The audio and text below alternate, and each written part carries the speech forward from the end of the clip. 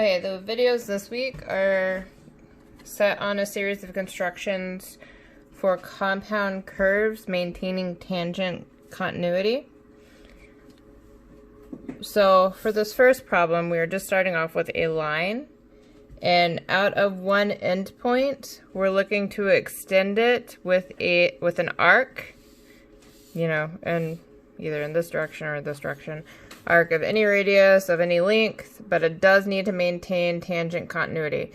So that just means that it needs a smooth tangent transition out of this endpoint, and then it goes straight into the arc. So you can pause now.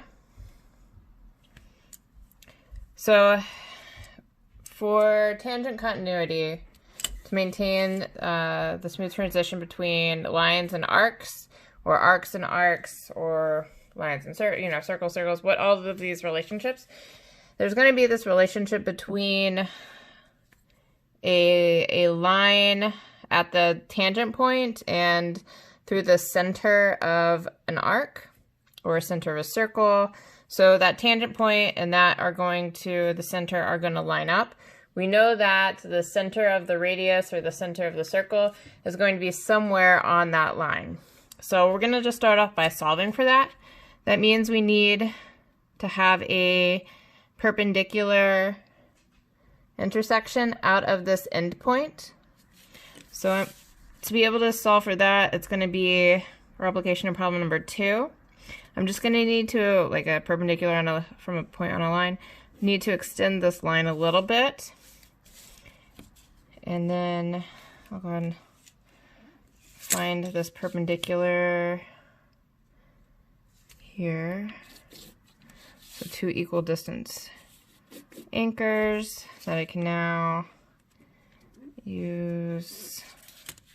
I'm going to make this intersecting point based off these anchors like far down here.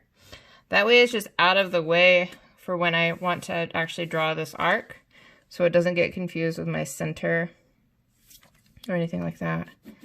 You'll find that that's going to be really helpful in later problems.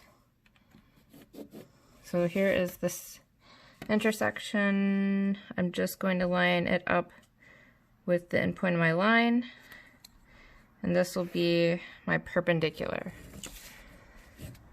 So the arc that I want extending out of this line, the center point is going to be on this line here. You get to determine the radius of your arc. So anchor here, mark somewhere for the center of your arc. This is going to be the radius.